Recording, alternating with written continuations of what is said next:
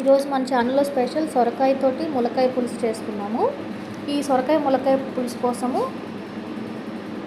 First బాండీ పెట్టుకొని oil heat అయిన తర్వాత వెల్లుల్లి రెబ్బలు, పోపు కోసం పచ్చెనగపప్పు, సాయి మినపప్పు,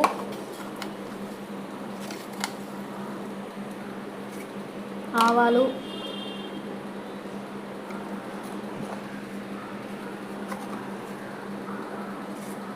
జీలకర్ర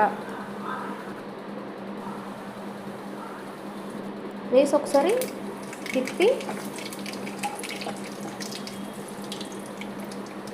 ఒకసారి ఇది మిక్స్ చేసుకుందాము. సో దాంట్లో కొంచెం కరివేపాకు వేసుకొని పోపు రెడీ చేసుకుందాం.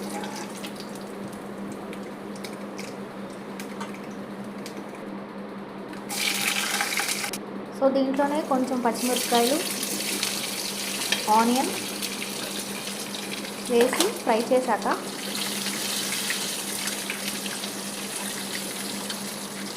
ఇది ఈ పోపుతో పాటు బాగా ఫ్రై అయ్యాక దీంట్లో కొంచెం టొమాటోస్ వేసుకోండి.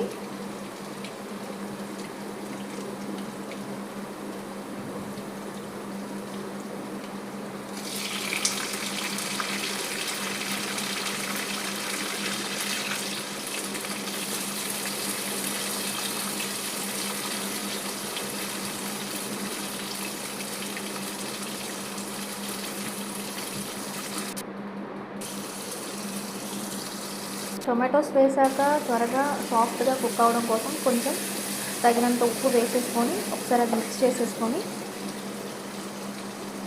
దాన్ని ఒకసారి కుక్ చేసుకుందాం.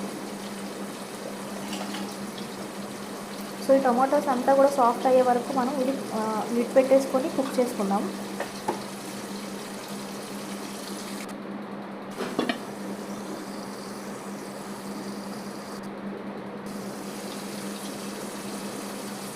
ఒకసారి మూత ఓపెన్ చేసి ఒకసారి ఈ టమాటోస్ కుక్ అయ్యలేదో ఒకసారి చెక్ చేసుకుందాం. సో ఆల్మోస్ట్ కొంచెం కుక్ అయిపోయాయి. దీంట్లో ఇప్పుడు నేను ముందుగానే కట్ చేసి పెట్టుకున్న ములక్కాయలు, సొరకాయ వేసుకుంటున్నానండి.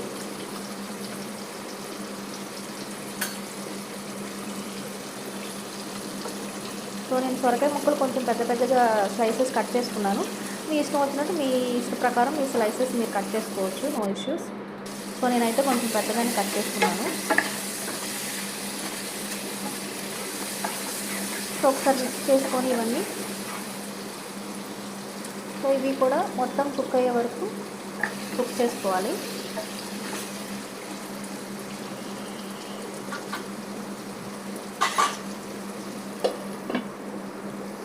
సో మూత పెట్టేసి దీన్ని కుక్ చేసుకున్నాం ఒక 15 మినిట్స్ వరకు. సో 15 మినిట్స్ తర్వాత ఇవి ఆల్మోస్ట్ కుక్ అయిపోయాయి. దీంట్లో నేను కొంచెం అల్లం వెల్లుల్లి పేస్ట్ వేసుకున్నాను. సో అది మిక్స్ చేసి ఒకసారి పక్కన పెట్టేసుకోండి. స్టవ్ మీదే. సో దాన్ని అలా కుక్ చేసుకోండి. పచ్చివాసన పోయేంత వరకు దాన్ని ఫ్రై చేసుకోండి. అల్లం వెల్లుల్లి పేస్ట్ని పచ్చివాసన పోయే వరకు ఫ్రై చేసుకోవాలి.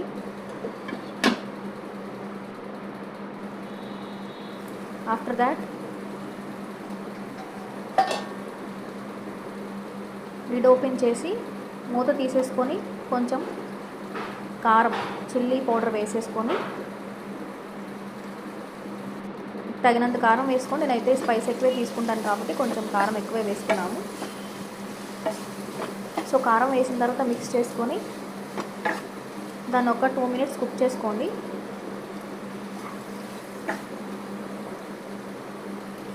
సో కారం ముక్కలు పట్టేంత వరకు, పచ్చివాసన పోయేంత వరకు ఒక 2 మినిట్స్ అది కుక్ చేసుకోండి. దాని తర్వాత నేను చింతపండుని కొంచెం పక్కన నానబెట్టేసుకొని కొంచెం వాటర్ తీసుకున్నానండి. ఆ వాటర్ నేను దీంట్లో పోసేసాను. సో ఈ వాటర్తో పాటు మనం ఆల్రెడీ పులుసు కర్రీ అని అనుకున్నాం కాబట్టి కొంచెం పులుసు కావాలి కాబట్టి నేను కొంచెం ఇంకా వాటర్ యాడ్ చేసుకుంటున్నాను. సో వాటర్ యాడ్ చేసుకొని ఇదంతా ఒకసారి మిక్స్ చేసుకొని కొంచెం సేపు దీన్ని మళ్ళీ కుక్ చేసుకోవాలి మూత పెట్టేసుకొని. సో ఆఫ్టర్ 5 మినిట్స్ ఇలా మనకి ప్రాసెస్ అంతా ఇలా కుక్ అవుతుంది. సో దీంట్లో నేను కొంచెం సాంబార్ పౌడర్ వేసుకున్నాను.